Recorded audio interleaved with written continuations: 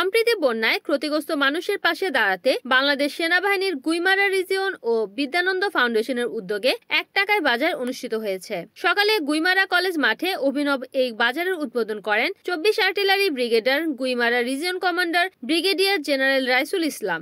1 টাকার এই বাজার থেকে 5 উপজেলার অন্তত 600 পরিবার পণ্য সংগ্রহ করেছে। এছাড়াও 10টি পরিবার এই বাজার থেকে প্রত্যেকে ইচ্ছে মতো 7টি পণ্য বাছাই করে নিয়েছেন। এছাড়াও 10টি পরিবারের হাতে গরু, সেলাই মেশিন, মুদি দোকানের মালামাল সহ বিভিন্ন পুনর্বাসন সামগ্রী তুলে দেন রিজিয়ন কমান্ডার। অনুষ্ঠানে অন্যান্যদের মধ্যে সিন্দুকছড়ি জোন অধিনায়ক lieutenant colonel Syed Parvez Mostafa, Matiranga zone অধিনায়ক লেফটেন্যান্ট কর্নেল কামরুল হাসান, বিদ্যানন্দ ফাউন্ডেশনের board member Mohammad Jamal Uddin, team leader Mohammad Mobarak Babu সহ সামরিক পদস্থ কর্মকর্তাগণ উপস্থিত ছিলেন। রিপোর্ট করেছেন খাগড়াছড়ি প্রতিনিধি বিপ্লব তালুকদার, NN টিভি।